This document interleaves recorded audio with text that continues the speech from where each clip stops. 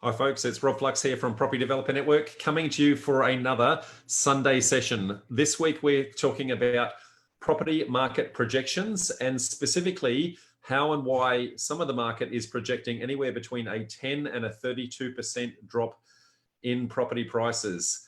And as we say on the title, what the... Anyway, I want to apologize in advance. I actually have a cold. I'm going to be coughing and sniffling through this. I promise to you that I do not have the coronavirus. It is literally just a cold, and it has come on this morning. I haven't even been out and about, so not sure how that's come about. But we've been bringing you these Sunday sessions for the last 10 weeks, specifically in and around what's happening in the market. But we've been doing this for close to 8 months now, every single weekend. So thank you and welcome aboard this particular session. Now, due to the nature of what we are talking about, I'll have to give a legal disclaimer, and that is that I don't have an AFSL license. This should only be deemed to be educational in nature and does not in any way, shape or form take into consideration your specific circumstances. So please seek professional advice. Now, as I've said, I've been talking about this particular coronavirus world and the impacts that everything's happening in and around our market for the last 10 weeks or so, with a number of projections that have slowly been coming true.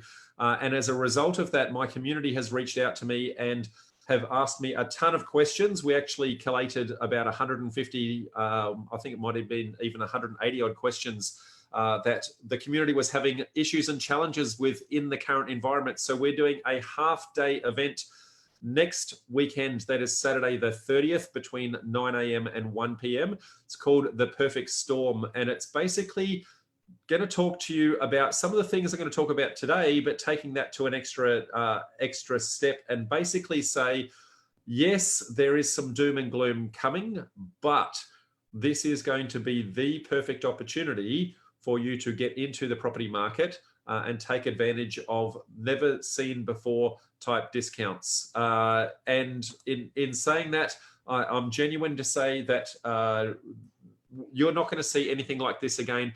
And you're going to have to be very, very careful. And some of the things I'm going to talk to you about today are going to give you insights into why you need to be careful.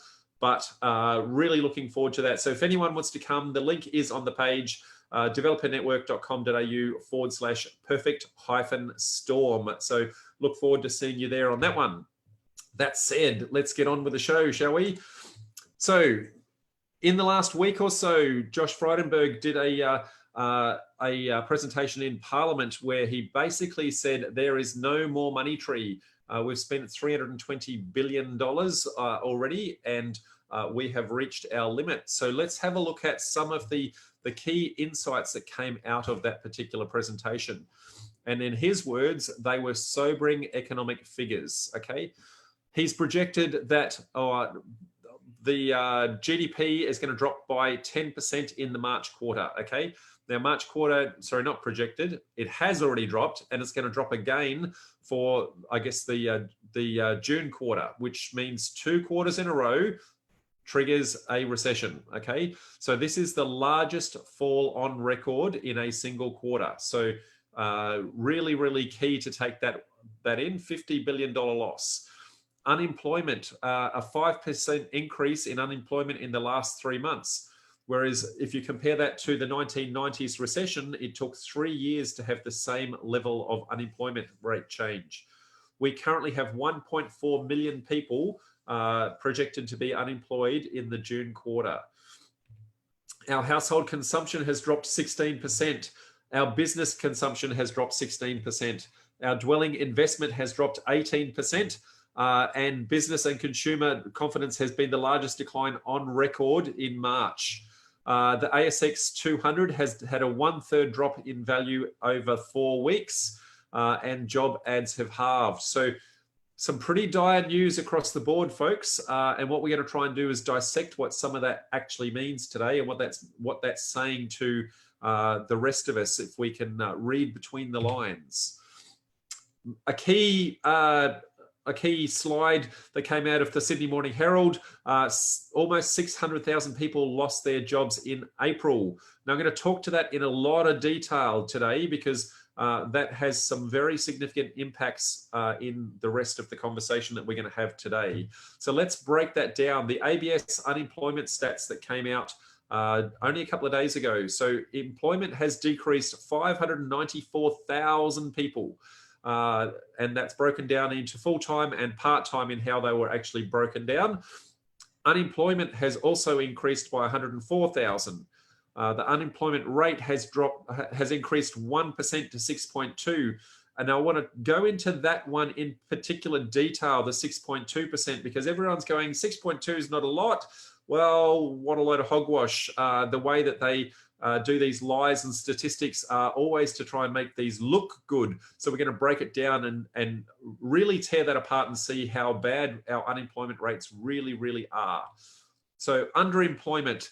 Now, this is where it starts to get really interesting. Underemployment is up to 13.7%. So underemployment is people who are still in the workforce, but not working to the hours that they were. So these are pilots that might be stacking shelves. These are people who stayed employed only because of things like the JobKeeper. Underutilization rates at 19.9%, and participation rate is 63.5%. All in all, our actual monthly hours worked has decreased 164 million hours in this particular month. That is a lot of drop, folks. That is a lot of drop. So let's have a look at this by comparison to previous records. So here's a history over time, all the way back to 1978, showing a number of depressions and recessions that we've had over previous timelines. And typically we have drops in any particular month of somewhere between 20 and 30,000, or in a recession type period, maybe upwards of 70 to 80,000. We have had just shy of 600,000 drops, and you can see it's like dropping off a cliff, folks. This is massive in comparison to anything that has ever come previously before us. But that's not the worst of it, folks. And I'm going to break this down as to why that's not the worst of it. And that's because the definition of what is employed versus unemployed is somewhat ambiguous, and very deliberately so, because 99% of the time, the politicians want to see the employment rate looking really good. So hence the definition is really hard to actually trigger unemployed. So let's have a look. What is employed? Well, if you have taken any kind of paid leave, so sick leave, whatever, you are deemed to be employed. If you've been away for your job for 4 weeks or less for any reason without pay, so even if you have been sacked, if you've not been sacked for 4 weeks, you're still technically employed. Okay. If you've been stood down with no pay, you're technically still employed. Okay.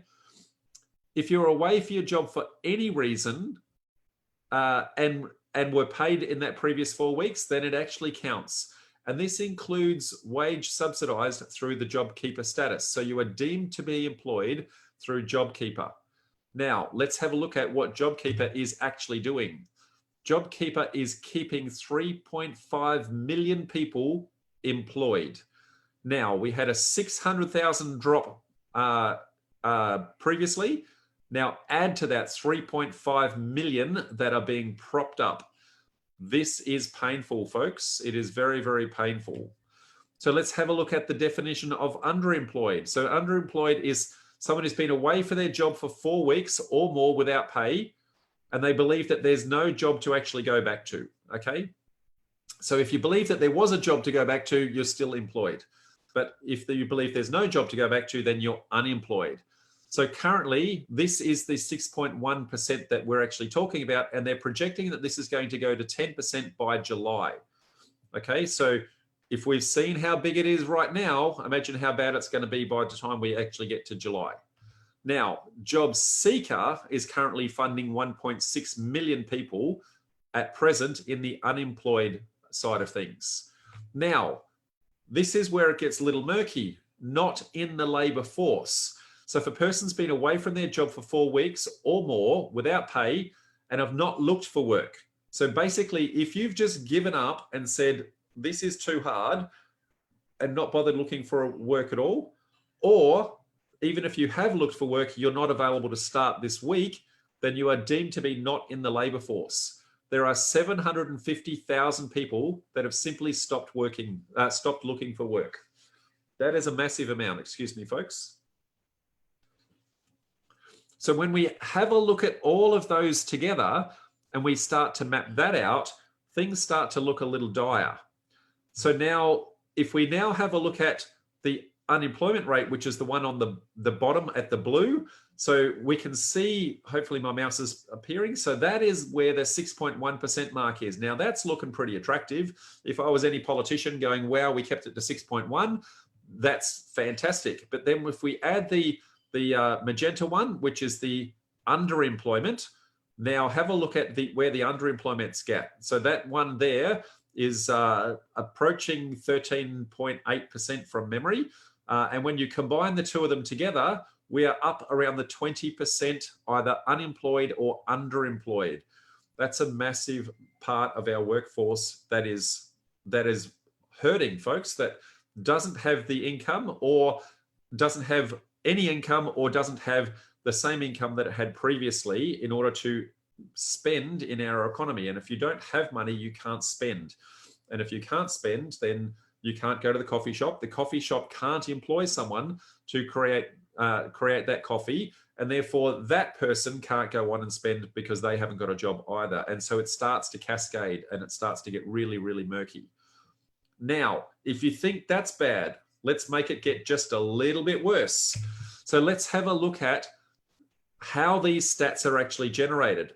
And the reality is that there's actually a 1 month lag in results. So if you have a look at this little timeline graph here, we got these results on the 14th of May, but they were actually for 1 month prior. So whilst they are called the April results, we actually got them in May. And so there's still a month worth of what has happened that we've got no visibility of at all. Now, that particular report as to what's happening right now, that is being collated right now, and we will get on the 18th of June next month. So how bad are we today? Well, we don't actually know today. So they've spent a couple of weeks collecting it, but they're still collating it right now. So how bad actually are we when we see how bad we were? I think that when we get to next month, it's going to be significantly worse than where it currently sits. So let's have a look at the Australian job advertisements. Now, the blue line is the ads that were for last year, same time last year, and the red line is for the number of ads being advertised right now. As you can see, there is a marked drop-off in people advertising to say, I've actually got a job going on at the moment, folks. Who would like to be part of it? There is simply no jobs happening at the moment. The temporary jobs that got created with stacking shelves and all those sorts of things, they've all now been consumed. And now people are really waiting for the borders to be opened up and things to be released and pubs and clubs to open up and all those sorts of things in order to get back into the workforce. So everybody's itching to actually happen. Now, if we have a look at how our workforce is actually broken down, we're actually very much a services-based country. So when we break this down, arts and recreation, travel and accommodation and retail, in and around, I guess, our major impacts. So they're all services-based, folks. And right now, pubs and clubs are shut. So arts and recreations and that sort of thing just aren't happening. Accommodation and food services, well, pubs and clubs are shut. You can't go to hotels. You can't travel. There's no flights to go anywhere. So tourism's shut. So everything has this massive cascading effect.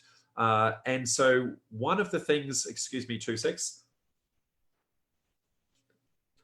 One of the things that we really, really, really, really need to do very fast is open this up and get people back into the workforce in all of those areas. Now, they're opening them up. Different states are doing it in a different order. So some people are doing 10 people at a time. Some people are doing 20 people at a time.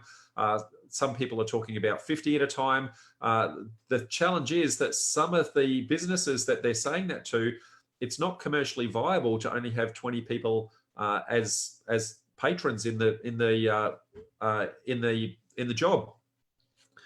And what they're finding is that the employees, because they're on JobKeeper, they're getting this holding wage to do nothing. And why would they come in to do work and actually get the same pay? It's not very attractive to them. So they're having to employ casual people if they're opening, or not hire people at all, because it's just not commercially viable to meet that bottom line. So some of the things that I think are going to be massive in the ability for this to kickstart is the opening of the borders. And whilst I live in Queensland, I'm going to be very, very, very critical of the Queensland government here to say you've got rocks in your head for not actually opening up the borders, because we need tourism. We need people to travel over the borders. We need all of that, the economy actually flowing, because if we tie ourselves up, all the other states might release themselves, but I guess it's all intertwined, folks. We need to go down to Sydney. Sydney needs to come to us. We need to go to Melbourne. Melbourne needs to come to us. So if we're shut, then a third of the country can't trade with us. And so it has this massive flow-on effect. So Queensland government, pull your finger out and let the borders out. Now, I've been projecting this for 10 weeks. I've been saying a recession is imminent, and now it is official that whilst we haven't actually triggered it, the Reserve Bank of Australia on the 4th of May actually put a forecast out to say that our economy is going to shrink by 10% in the first half of the year, making this the first recession in 30 years. Now, it doesn't actually trigger until the end of the quarter, but the RBA have actually called it that it is actually going to happen. And so it's not going to take long before the media starts to talk about this in a lot more detail. Up until now, they've been way too busy counting how many people have actually caught the virus.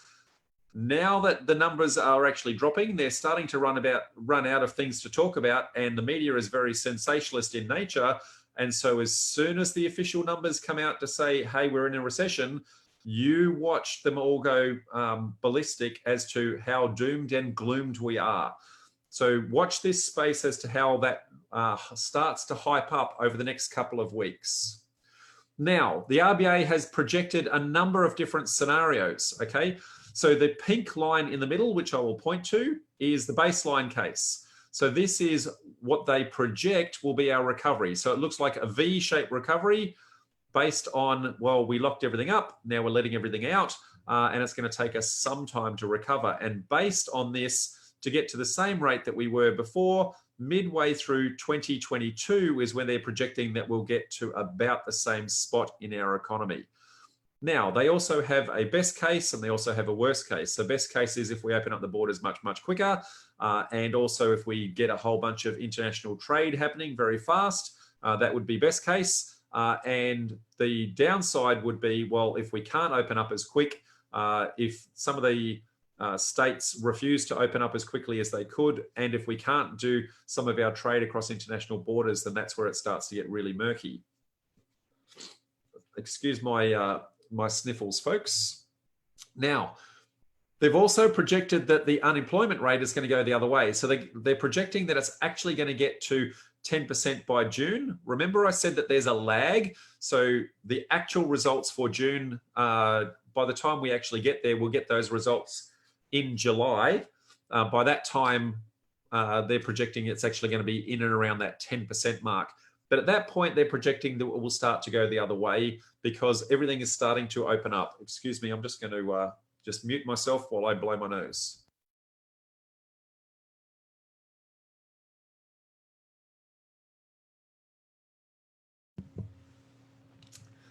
Again, best case and worst case scenario as to whether or not we actually do that, but it's going to take us a good time and well past 2022 to actually get the unemployment rate back down to where we are right now, and probably closer to 2023 is where it's really looking at. Now, if we have a look at, well, I guess we've got our internal borders, but we've also got our international borders. And if we look at our top 10 goods and services being exported, so these are the figures from DFAT. Now, when I look at these, what I'm looking at in red here are export opportunities that I think are going to struggle in the next little while. So our education, so we have one of the largest education, international students and that sort of thing, businesses globally. A lot of people come from a lot of countries to study here in Australia. Whilst we've got our international borders locked, those people can't come. So they're going to struggle to actually come here. Similarly, our tourism, so personal travel, is the next one. Again, borders shut, so people are going to struggle to actually come here. And the number 8 on the list is beef. Now, beef is struggling, and you'll see that there's a lot of news at the moment with China creating a lot of stir with our beef and the like at the moment. So China are one of our biggest consumers of beef, and so I think beef is going to struggle there. Now, if we look at the rest of them, so all the rest of them are pretty much all resources: coal, iron ore, natural gas, gold, aluminium, crude petroleum, copper, and concentrates. Now, because they're all mining based and resources based, we are completely reliant on, does the rest of the world also start to open up their economies, and whether or not they get back to trading normally. So if they're not trading normally, they won't be buying those at the rates that they were previously. Now, remember, the whole world is in pain here. So I've categorized them as orange to say some of them are probably going to do good, some of them are probably going to do bad, but it's a little bit across the board, because as a global economy, there's going to be individual countries that are going to recover much, much slower. And so they won't take up our resources as quickly as we had actually hoped. All of that is telling me, folks, that we haven't got the money coming into our economy. That money not coming in is going to be jobs, which is why the jobs are going to be very protracted. Now, having said that, people not in jobs means that people can't pay rents. So one of the first things to start to drop is our rents. So rents are dropping significantly across the board at the moment, and rents are an early indicator of price drops about to happen, okay? And in our particular instance here, let's have a look at the stats across the board, and what we can see, the red areas, so Sydney, Melbourne, and Hobart, all of them have had significant rental drops, and are starting to drop even higher. The ones in yellow, so Brisbane, Perth, Canberra, and Darwin, those guys you can see are starting to have some wavering points, but they haven't quite dropped off the edge yet. But I'm going to say imminent. And the only one that's actually looking good is Adelaide. So Adelaide's the only one that's sitting in the green. And even there, when we actually look at the rolling change per month, it's pretty much flatlined. And so I think that there's going to be, watch this space with the rental drops. Now, why is that actually happening? So what is the impact on rental drops? Well, unemployment is high, so some people simply can't pay their rent. Really simple. Others are using the opportunity to renegotiate rent to lower numbers, okay? And under the pretense of, well, I'd rather give you something than not give you anything, because if they don't pay, whilst they're not being evicted at the moment, they're actually still accumulating debt. So by renegotiating rent to a lower number means that they're not actually accumulating the debt, because they've come to an arrangement with the landlord.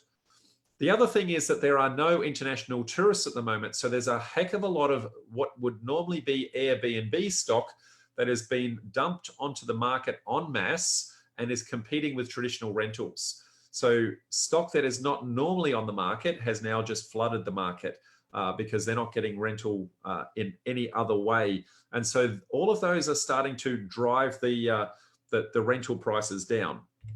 Now, we've also, on top of that, got a moratorium on evictions, which means that it is effectively delaying the inevitable. So people who can't pay right now they can't be evicted. If they're not paying, they're just accumulating more and more and more debt, but we can't kick them out, okay?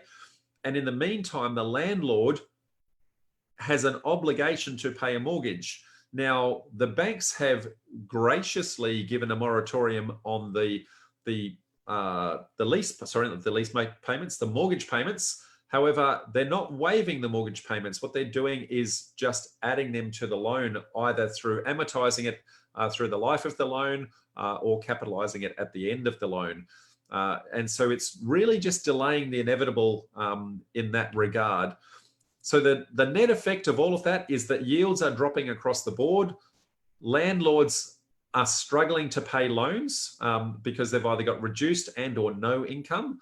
And this is an early indicator that price drops are going to be next, because the property yield is a good driver as to property price, okay? Now, similarly, people without money can't buy property. If they can't rent it, they can't buy it. So the same sort of problem, it's going to be amplified at the other end of things. Now, when we start to look at the market, the bank actually gets better visibility of the market than any of us. Now, why do they get better visibility? They actually get really, really early indicators right up front, because they have access into our bank accounts. So they can actually see when we are getting paid. Is it getting our normal job, normal wage coming through as per regularly? Are we getting no job at all? Are we getting JobKeeper? They can actually see that, track that, and plan and map that.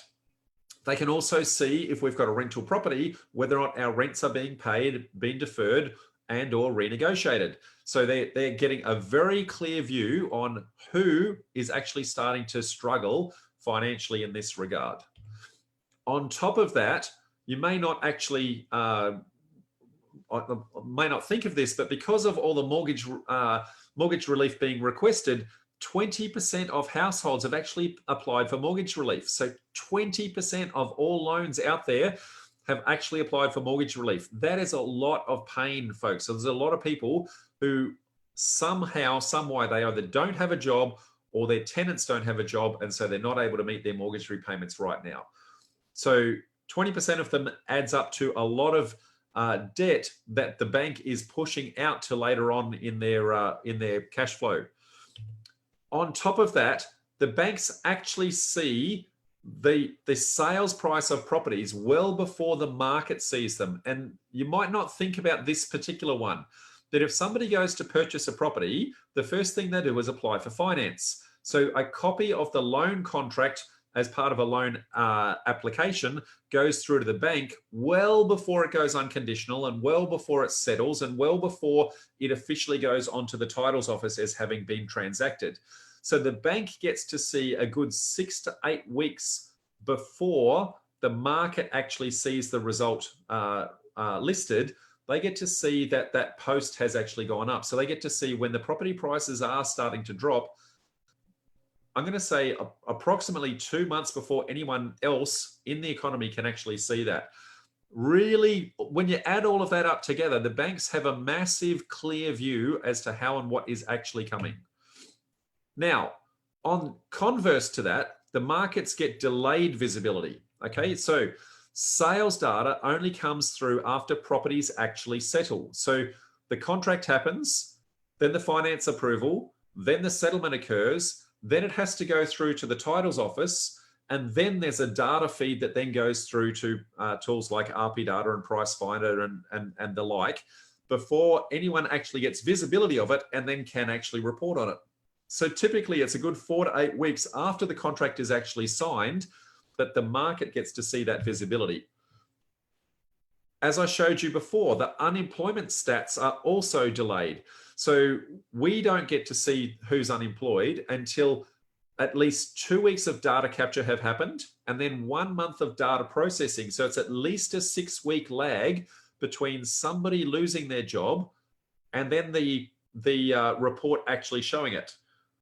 And to complicate that even more, and why I raised it earlier on, the unemployment stats are skewed because of the way that employed versus unemployed is actually defined in the terms. So you have to be 4 weeks of unemployed without any income coming through before you go from employed to unemployed. Even though you've been unemployed for 4 weeks, you don't actually count as a stat.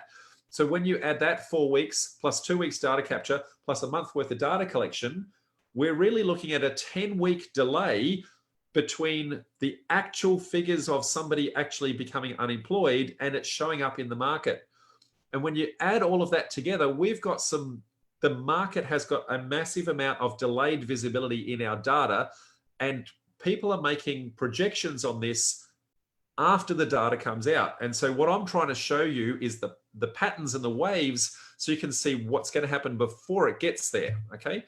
So let's have a look at the timeline of events as it's played out as best as I could capture it. And I took a good couple of hours trying to map this out today.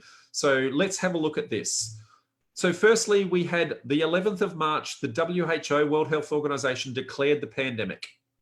Okay, this was the start of the turmoil. Now, a little bit prior to this, we had indications that that it was actually spreading around the world, but officially, it was on the March the 11th that it actually kicked off. On March the 12th, the first stimulus package was announced. So $17.6 billion package. Now that was made up of $750 payments to welfare recipients and also $6.7 billion for business and wage subsidies. So it was quite a significant stimulus package right off the bat. So kudos to the government for doing that. On March 19th, the RBA announced $90 billion to go to small, medium enterprises for loans. So $250,000 loans for them to say, how do we actually keep everything afloat during this next little period? So low interest loans and unsecuritized. So really important to that. On March 21st, social distancing was actually implemented. So at that point, we started the lockdown process. On March the 22nd, we shut down all non-essential services. And this is where we started to tie ourselves up in a knot. On March the 22nd, on the same day, the second stimulus package was released. So $66.1 billion that particular time. So again, there was a $550 Corona supplement to the job seekers and a $750 payment to welfare recipients. So second stimulus package there to try and keep things happening in the economy. On March the 30th, the Job Keeper and Job Seeker stimulus package was announced. That was another package that was announced initially as $130 billion. And you would have seen recently that they did the calculations a little bit wrong. It's actually ended up being $70 billion. So Job Seeker and Job Keeper trying to keep things happening along the way there. In late March, early April, I think it was the first week of April, the government announced that there would be a moratorium on evictions. And the banks also announced that there'd be a moratorium on loans. And so a deferral of up to 6 months for anything, so no eviction, and also you could defer your loans. Now, during all of that, there's also the May the 12th economic statement release, which is the one I just went through right at the very start, which basically says, hey, we're in a world of pain. Remembering those stats that they are getting are somewhat delayed based on everything I've just told you. So May the 14th was the worst unemployment stats on record announced. And we are right here. So this is where we are right this moment. Let's now try to see, these are the facts of what's happened. Now let's have a look at some projections as to what I think might be actually going on under the covers here. And don't forget that at the moment, the last restrictions are projected to be removed sometime in September. So the last of the border restrictions and all that sort of stuff. That's a long way from where we are right now, folks, a very long way. And if we wait that long, based on how much pain we've received in these 8 weeks, I don't know how much pain we're going to be in then. Now, I said before, banks have early visibility of the problem. So right from day one, they have seen stimulus packages come into our bank account. They have seen people not paying rent. They have seen people coming in and asking for relief on their mortgages, all that sort of stuff. So they've got some very, very good, clear empirical data that they've been collecting over the last 2 months that they're basing their decisions on. On top of that, we as an economy, or as the market, have a lag in our results. And so we won't get the results of where we are today until, I guess, the first week of July. So for us to make any decisions, we have to somewhat wet our fingers, stick it in the air, and try and project based on the patterns that we're seeing what may actually happen in July and act on it now before we actually get to July in the hope that we actually get it right. Now, that's kind of crazy to do, but what I think is really happening under the covers is that because we've got the stimulus package keeping people employed, and because of the fact that we've got the delay in the moratorium on loans and evictions and that sort of thing, I actually think that the market has gotten a lot complacent because they're just waiting for, let's see what happens. We'll release the market, we'll get back to work, and it'll all come good, right? So there's a whole bunch of complacency that I think kind of sits in around that timeline. And the reason why I think it's going to go up until August is that August, that only leaves us 2 months left before the moratoriums run out. And people start to go, oh my goodness, maybe I won't get a job. Oh my goodness, what happens if I can't pay that mortgage? Oh my goodness, what happens if this tenant that I've got can never pay me back? At this point, I'm projecting people start to panic.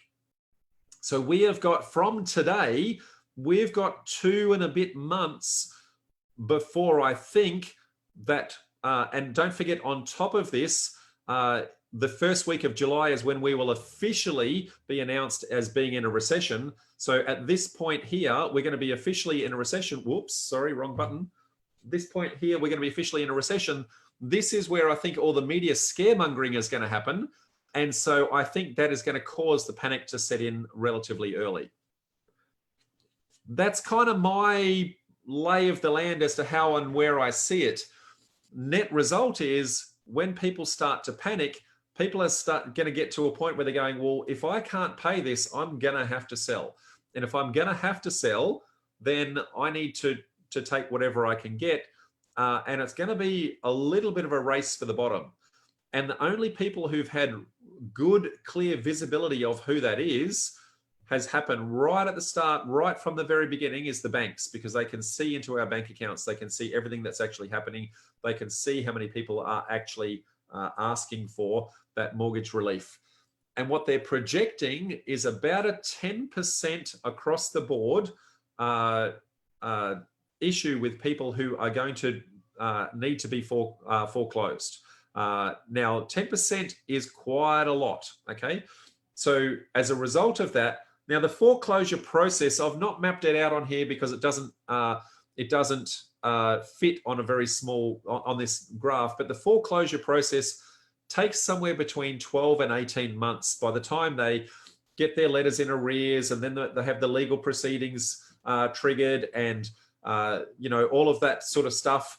By the time they go through that, it's typically 12 to 18 months before somebody actually gets to the point of, hey, their property's been sold. In the meantime, that person's able to put it on the market and try and sell it at any price they can to try and get out of pain as quick as possible, rather than go into bankruptcy or something along those lines. So I think that timeline starts around the August mark. So what are the banks saying that in and around that? So what are their projections? So all of the big 4 banks have basically come out with some statements as to how much they think the market is going to drop. And they've all had different guesses based on best case, worst case, what they think is baseline. And so this is a summary of my interpretation of how they've actually done this. So the ANZ Bank have said, as a base case, they forecast a 4.1% decline this year and a 6.3% fall in 2021, which on total is 10.4%. So they're at the bottom end of the scale with regards to the other 4 banks. National Australia Bank have a best case and they also have a severe downturn projection. So the best case, they're projecting, again, a V-shaped recovery. So at least they've called it out. ANZ didn't call it out that I could find, at least. So they're saying best case, they'd say a 10% fall this year, along with the unemployment, before property prices recover slightly with a 2.6% increase in 2021. So they're saying, you know, it'll go down 10 and then come back 2 and a bit as we get into 2021. Under a severe downturn, so that is if we can't open the borders up and if we can't open international borders and we can't start to trade and our international trading partners don't start to trade with us, in a severe downturn, they're projecting that it could be 20.9% in the first year and a further 11.8% in the following year before it starts to increase again in 2022. So they're projecting like a 32 and a bit, 32.7, if I can do the math in my head, which is pretty big, right? So now that note, that's a worst case scenario, but that's the end of the extreme that they're actually looking at. Westpac have got a best case scenario, which has assumed a 15% slide in house prices this year and another 5% decline next year. So they're projecting 20%. So they've their best case kind of has gone in the middle of everyone else's best and worst case. Whereas Commonwealth Bank have said a likely forecast would be a 11% drop by the end of 2022, and a worst case would be a fall of a 32% by the end of 2022. Now, remember, these guys have got all the data that we don't. So I'm going to say that their ability to project that is going to be much better than my ability to project that. In either case, they're projecting that's going to be at least 10% and upwards of 32, depending upon whether or not we come into a worst case scenario with regards to not opening our borders, not opening our jobs, and not getting our international trade back. So for all of us, we need to be vigilant. We need to be constantly watching the markets, noting that there are lags in the data actually coming through. We need to be monitoring the markets and going, well, what is happening with our international trade and what is happening with our unemployment numbers, so that we can be a little bit ahead of the curve before everybody else is, as to know how and when we're going to drop off the cliff. So right now, I think we're 2 months away from the start of that starting to happen. And there are anecdotally a number of people that are reporting some drops in prices already, but they're a little bit ad hoc at the moment. Okay, so some prices are holding and some prices, people are definitely seeking bargains and getting the occasional bargain from time to time. So now, given all of this, all of the banks have, through a combination of either withholding dividends or alternatively going and doing capital raising by selling more shares, they're building up a war chest. Okay, so what they're calling a provision. Now, each of these provisions are trying to account for the fact that they're anticipating about 10% of loans may potentially go into foreclosure. Okay, so based on their revenue streams, we can see anywhere from 1,031 million down, 1.581 with Westpac, all the way down to 807 million war chest to try and deal with those foreclosures. Now, it's a funny thing why they would need why they need a war chest, because the reality is that they have security of the property, which has a 20% buffer built into it based on the equity side of things. So they're not actually going to lose money. What they're really going to lose is revenue stream, and what they'll do is erode their cash base, because when they have a cash base, everything they borrow has to be a percentage of the cash base that they actually have at hand. So they're really making sure that they've shored up the cash base so that the leverage that they've got of borrowed funds is actually fair and appropriate, because APRA hold them to account if they get their leverage wrong. So they've really built up that war chest, not because they're going to actually lose money, because I don't think that's the case. All they're really doing is deferring their profits to a future point in time. If and when they sell the property, at that point, they'll get their loans back. What they won't get though is the revenue that it would have generated from the interest that it actually accumulated. So that said, folks, that's how and why I think we are going to have some price drops in the property market over the next little while. How and why I think it's going to be a couple of months away before that actually happens. So now, with that said, I did touch on this right at the very start of the Sunday session, and that is to say that my community's been asking me, what can we do about this? What are the things that we can actually do? So a reminder that we're going to have this The Perfect Storm, a free event next Saturday between 9 a.m. and 1 p.m. to try and address all of the issues and challenges. So we're going to go through a little bit more of a broader overview of the economy, and then what can we do about it? Because as Warren Buffett says, be fearful when others are greedy and greedy when others are fearful. And the market is about to get very, very fearful. There's going to be a lot of panic selling, and Australia is about to be on sale. And there are ways that we can get into the property market, do deals that are safe, that can be done with no money down, that can be done with a win-win with the existing vendor, and a whole bunch of things like that, so that we can actually thrive in this impending recession that's coming. And not only can we thrive, but we can actually pass some of that back to the vendor themselves. So this is not about how do we be greedy, money hungry, and it's all at their loss. How do we actually work with them with the appropriate terms in place that we can actually get a win-win scenario? So that said, folks, if you want to register, developernetwork.com.au/perfect storm. So having said that, what I'm going to do now is I'm going to go to Facebook itself and see if I can find some questions from the crowd. So give me 2 secs while I just try to navigate Facebook, folks, and we should be able to get there real quick.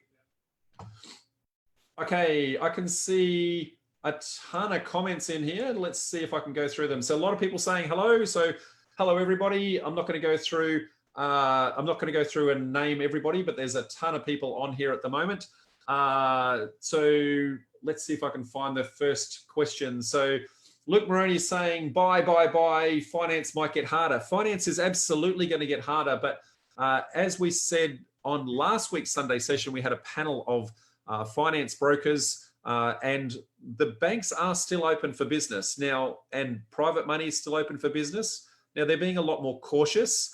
They're being a lot more careful, and they're doing a lot more due diligence in that process, but they will lend if the deal is to be done and if there's money to be made. So it's not a reason to stop. Let me see what else I can do. Okay, a lot of people posting. Luke is saying, I think Josh Frydenberg will change that, more stimulus to come, whatever it takes. I think that there will be more stimulus, mate. I think the stimulus is going to come in regards to infrastructure spending, and particularly in and around the construction side of things. Construction opens up about 10% of our economy, 10% of our workforce.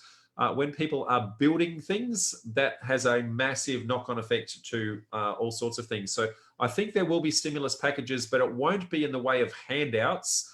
Rather, it will be in the way of hand-ups. So it will be, come and get a job, come and work for you, come and work for a living. And I think there'll be plenty of that to come. So Luke says, Luke's got plenty to say, as always. Luke's saying, are we going to have a depression? You're painting a pretty dire position. Excuse me. We're definitely going to have a recession. I think, like most people are projecting, I think it will be a V-shaped recovery. I think we will actually trade out of it. But I think it's just going to be how long, so how deep we go and how long it takes to come out the other side. Every single time there's been a market recession, if you look back over time, there has always been a recovery. The recovery has taken typically anywhere from 18 months to 7 years, depending upon what caused it, how it happened, and all the market forces that are sitting in and around that. All of the economists who project things way better than I do, they're projecting it's going to be about an 18-month recovery. I think that's really where it's sitting. There is the potential for a depression, absolutely. but I think it's way too early to actually call that, Luke. I think it's really watch this space, keep an eye on all the indicators that are sitting there right now. We're looking at the indicators a couple of months in advance, and I think I can see the edge, but I can't see over the edge at the moment. We need to get a little bit further in to actually know that a little bit more detail. Michael says on Seek.com, May had a 26% jump in job ads. Is that on your chart? Michael, you want to be very careful here with statistics because they lie very easily. So when you've had a 50% drop in ads, then a 6% jump is only really a 10% increase from where it was before. So imagine you drop 50%, then 20%, 6% up isn't 26% to halfway. It's only like to a quarter way. So statistics are very easy to be misleading. So yes, there is some jump ups, but as I said, all of these statistics are lagging in their reporting stature. So let me just blow my nose, folks. It's getting a little bit chaotic here. Give me 2 seconds.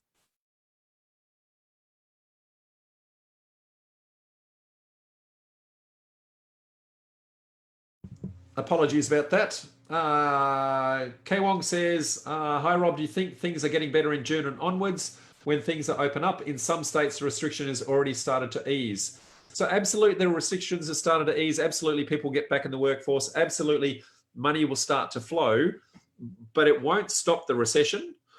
And it's whether or not they open it up large enough for enough people to be employed for it to, and I think there is still, even if we get people back into the workforce, there is still going to be market sentiment, and market sentiment will always be cautious. So it'll be hoarding the money and not spending the money. And so a lot of discretionary spend will not be spent in the short term. So I think that's going to take a while before the market feels comfortable before it actually starts to do that discretionary spend. And that might take another 6 months or so before that starts to play out in a lot more detail. So Lynn says, I agree. I think Anastasia Palaszczuk thinking we need to get the borders open to keep them shut until September is bad. Lynn, I could not be more critical of the Queensland government in this regard. They absolutely got rocks in their head trying to contain this.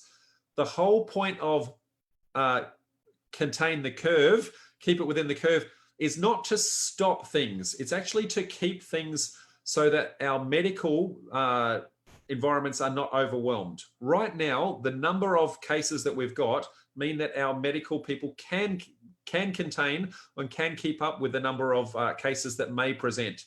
And so we have stopped the curve, and we're now at a point where we can actually manage this appropriately. So Anastasia Palaszczuk, pull your finger out, seriously. I'm not really political in most instances, but I'm very critical in this particular instance. So Sam says, sniffles, have I been tested? No, mate, the sniffles have only come on this morning. I will be going out and getting tested, but I'm 99.9% sure that I'm fine. I have not left the house in weeks. I'm not sure how and where I've actually caught it, but I will actually go get tested. So watch this space, and I will announce my results in the not too distant future. Luke's saying most agents in Sydney are saying prices are coming off 5 to 10%. There you go, mate. It's already starting to come off. So I have seen anecdotally that the case, but I guess haven't seen anything officially, and that's because of the lag. So we always get the anecdotal evidence before we get the actual evidence. And so it's really hard to say, is that somebody's opinion when it's anecdotal until the results actually land. Luke's saying, again, we're having drops in sales with super low listing numbers. Absolutely, super low listing numbers.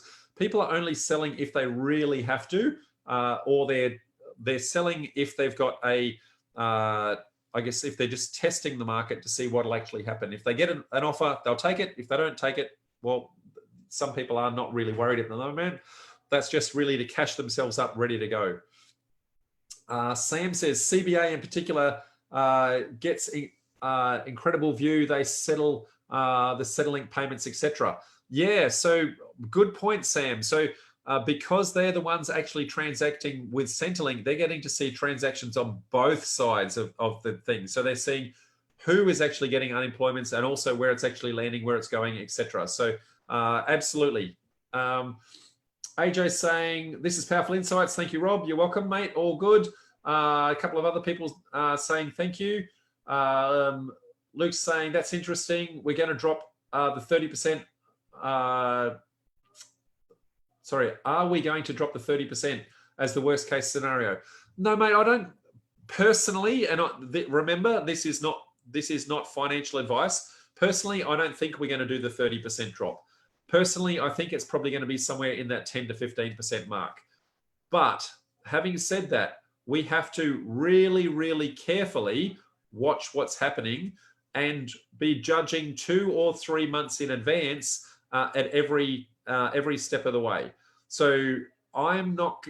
Will we get to 30? I don't know, but looking 2 months out right now, I don't think so. But in a month's time, looking 2 months out, will I think so then? I'm not so sure. So we'll keep an eye on that. And so all the JobKeeper money wasn't spent. Will the government go again? No, they are definitely not going to go again with JobKeeper. They had some very clear requirements as to who they were going to support. It wasn't about how much, it was the who. And so they've I guess, kept their word to that. I saw an interview with Josh Frydenberg the other day, and he was very adamant about, no, we said who we're going to protect. We've protected those people. The fact that we haven't spent it, so be it.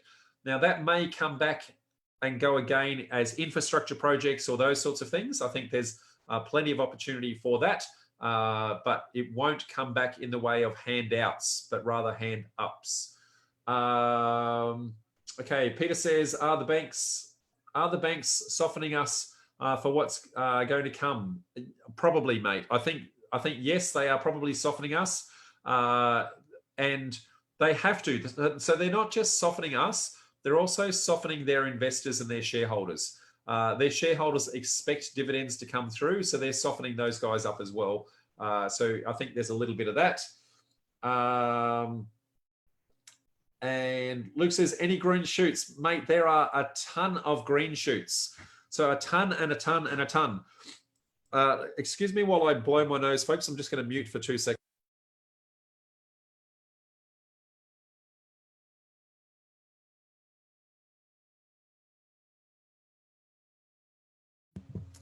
Yes, there are a ton of green shoots.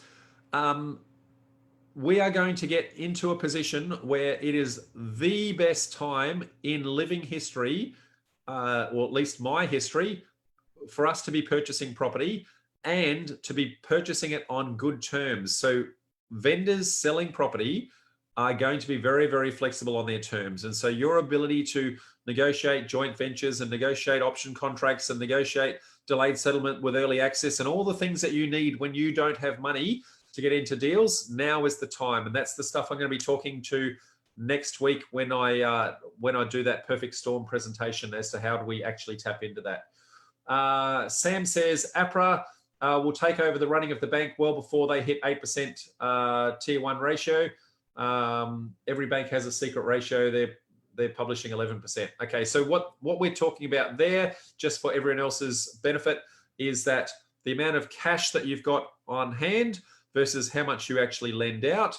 I'm not sure of the exact number, but I believe that it's a 10% ratio. So a 10 times multiplier. If you've got $1 million in cash, you can lend that out as $10 million. Now that ratio might be slightly different, but if you can't maintain that, APRA says you're a naughty bank, get yourself back into gear, close down a couple of loans or get some more cash reserves. And so yes, APRA will step in before that. I don't think it's going to get to that because all of the banks have been proactive in building that war chest right up front. So I think we're going to be safe there. No need for a run on the banks to try and grab money at this point. And see what other questions we've got. A lot of people saying thank you, thank you, thank you. Peter saying cash is king. Absolutely. Exciting times. Great job. Thank you. Dan says, I'll complete my development in July here in WA. Shall I sell now or hold on to it by renting? Dan, I can't give you advice at all, both legally and because I don't know anything about your particular deal. What I would say, though, is you need to be making that determination right now. You need to be looking at what are the rents going to be? Can I actually afford to hold it? Can I actually get the approval for that right now, just in case? And make those assessments now. Don't wait until July to make that decision. Make sure you go talk to a financial planner. You make sure you go talk to a broker and see whether or not that's going to be the case. It might be one of those things where you put some of them on the market and some of them for lease, and you just test the market and see what happens. That way you're not flooding the market with a whole bunch of stock that may not sell. You don't want to turn it into a fire sale. But if you drip feed it on supply and demand, you may be able to get away with it. But mate, I don't know your project. I don't know the location, but hopefully that's kind of giving you some insights as to how I would actually address that. Lots of people saying thank you. Are the major banks open for business? Everyone's open for business, mate. They're just being a little bit more fussy. When I say a little bit, their loan to value ratios are a lot tighter. They're not assessing all of the income coming through as genuine income. So if you've got rental income, they're not counting all of that at this moment in time. They're also taking some very hard lines, looking at the industry you're in to see whether or not you actually are likely to be unemployed in the not too distant future. So they're being a little bit, I guess, dotting every I and crossing every T, but they still are lending. So, you know, it's possible to actually do that. Do you foresee the government extending the moratorium? No, I do not. I do not see that being extended at all. I think they recognize that all it's doing is delaying the inevitable, and they're wanting to get us to the point where most of us are back in the workforce.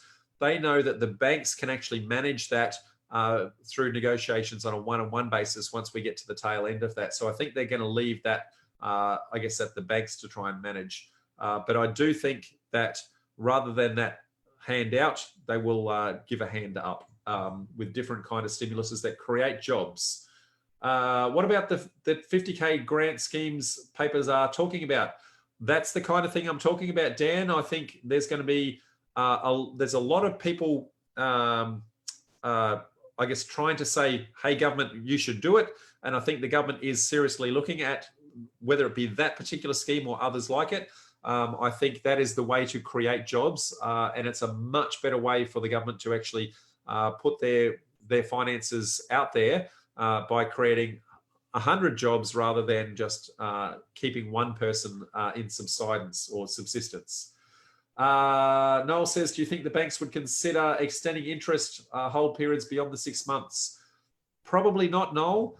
But I think they will look at you on a case-by-case basis as to what industry you're in, what your actual impact is.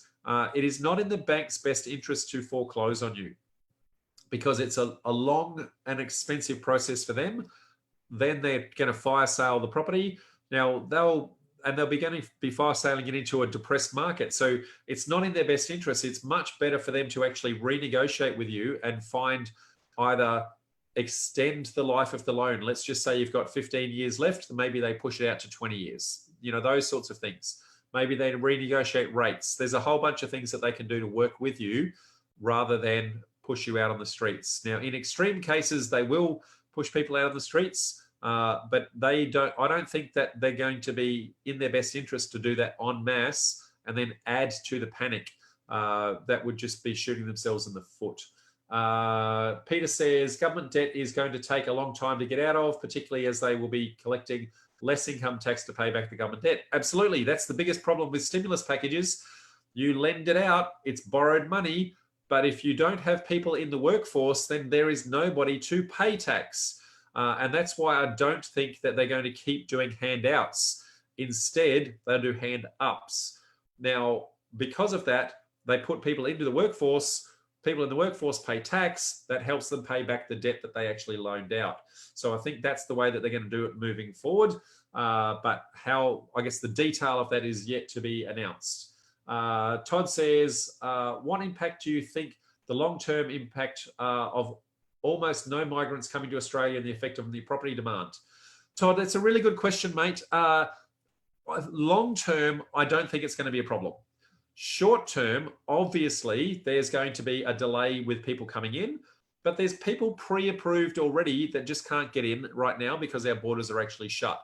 That's going to have a pent-up demand that when they finally open the border, a whole bunch of people are going to come up and fill a little bit of a backlog. So that's the first part to that scenario. Second part is we have just proven that we're one of the safest havens out there when it comes to these kind of things. So I think there's going to be more people wanting to actually come here. And so I think the government is going to be having to hold back the doors with the number of people who want to come here. So I think there's going to be certainly a lag, then a catch up that might actually overshoot the mark, and then it's probably come back and find a new norm, which is probably a little bit higher than the current norm. So that's my take on that, mate. And I guess we sell about 4% of our properties to overseas people, plus the international migration. So, you know, that sort of thing is really going to be important. Tony says, I, for one, have a property I'm renovating and I cannot come and review the work. I'm depending upon the videos and photos. So, okay. So he's saying he's trying to do a project interstate and he can't physically get there. I'm trying to understand. I will come up and pay a return visit airfare when the accommodation for 2 nights. I'm not quite sure the question, Tony. I can see the intent, but I'm not quite sure the question. But yes, Tony's trying to do a project from interstate, from New South Wales into Queensland. So how does he manage that when he's not able to come and inspect it himself? You know, the quality of the work, the expense of the project, all that sort of thing, he hasn't got the ability to monitor. So that's one of the other reasons why the bank should actually be open. Sam says there's a reason 69, etc. in the table are blanked out. Okay, thank you, Sam. That's a reference to previous comments. So thank you. Mate, there is a ton of questions here today. So this is going off. Noel says, Victorian government is now looking positive. Holiday accommodations open up from the 1st of June. Indoor activities, gyms, dance, etc. Good for Victoria. Absolutely. Victoria, we had a little bit of a lag. People were initially saying, you know, Victoria is one of the laggers, but now they're, I guess, turning out to be one of the leaders moving forward. So good to see that turn around. But there are still a number of active cases. So I guess it's just watch this space. Peter says, please be aware if you get tested, you'll need to self-isolate for 48 hours. I have already self-isolated at home. I'm not interacting with my wife and my daughter. My wife works in a high-touch environment, and so I have already physically removed myself, and I've quarantined myself into my study, and one of us is going to be sleeping on the couch and the other one's sleeping in the bedroom. So no fun at home for a little while, Peter, but thank you for the heads up on that. A couple more people saying, awesome prezzo, thank you. Rachel says, I so agree, Rob. Perhaps we should start a group petition to point a point out to Anastasia Palaszczuk. I won't go into all of that, Rachel, but yes, I think people should actually be lobbying the government, absolutely. Last time they got something horribly wrong was with the rent reforms. They got thousands and thousands of submissions in a 24-hour period, and that turned around very quick. So the power of the people, so we should do that. Henry says, what will be the effect of the second wave of outbreaks if it happens? Good question, Henry. So when they talk about the different recovery modes, a V-shaped recovery means we go down and we go all the way back up and everything's perfect. A W-shaped recovery is we start to recover, then we get another outbreak, we lock down again, and then we recover after that. So I would say that will draw out and extend. That's some of the things that we can't quite see over that horizon at the moment. Some of the reasons why the borders are being tightened at the moment and not being released as quickly as we would like. But I guess it would, protract or prolong the recession when it comes, if that was to occur, a second outbreak. Having said that, I think that we've actually got the contagion to a point where our health services can actually manage it. And so we may have to do lockdown of a suburb or lockdown of a couple of streets or things like that. I think that is perfectly acceptable. But locking down an entire state is just crazy. Seriously, just crazy. So Keith says, good stuff. Thank you. We can see a few cancellations of big commercial jobs in the city. Writing on the walls has already started. Yes, mate, absolutely. So Luke is asking, do I believe politicians with JobKeeper? Not quite sure of the exact question there, but as a whole, ignoring what side of politics you're actually on, and I won't reveal what side I'm in, as a whole, I think people are people, and they're always going to present themselves in the best light, and they're always going to try and do the best that they can. That said, they're trying to get themselves voted back in, so they're going to do the best that they can whilst trying to make sure that they look good and also make sure that they remain popular. And so sometimes the best decision is a hard decision, which may not be palatable to the voter. So it's not that I don't believe people.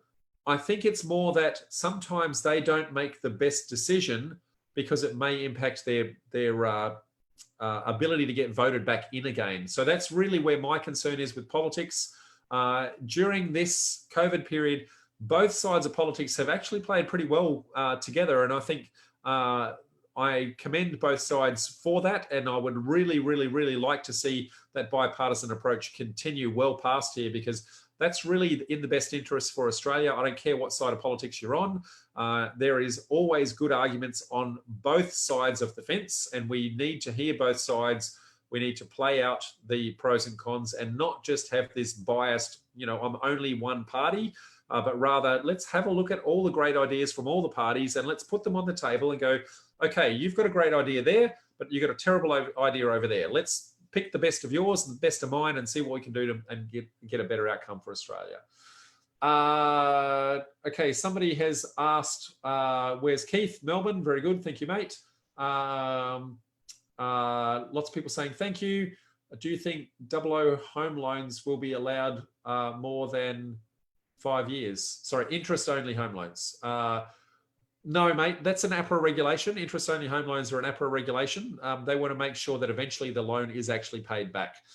So that's not going to change in the short term and maybe not even change in the long term. Rachel says, lots of lemon and honey. Thank you, Rachel. I really appreciate your care for me. A lot of others saying thank you. Will the government keep printing money to avoid recession? Yes, they will keep printing money, but it won't be in the way of handouts. It will be creating jobs moving forward. Their whole focus is now, how do we create jobs? What are the projects that we're actually going to put out there? A lot of other people saying, well done, well done. Hi, Rob, can you comment on the difference in impacts between the states, e.g. Queensland is very different market to New South Wales, etc. Also, a lot of statistics are driven by Sydney, Melbourne, day, but do you think Queensland will fare much better than the bigger states? Carl, the problem with any person who is talking about the market as a whole is that there are markets within markets within markets. And so within Sydney, there are 35 different councils, and within 35 different councils, there's probably 2 little mini CBDs, and within that, then there's the richer area and the poorer area, and then so when you start to look at all of that, the number of permutations is just mind-boggling. Instead, we need to look at macro, which is high level, and micro, which is where we're actually choosing to invest. Now, my teachings are always choose your strategy, and then where you choose your strategy will then choose your location. And when you choose your location, then you become an expert in that location. So you need to look at the macro and the micro, and you need to know the micro by knowing exactly what you're doing and exactly where you're doing it. So I won't get drawn into who's going to do better because it's a little bit too broad a question.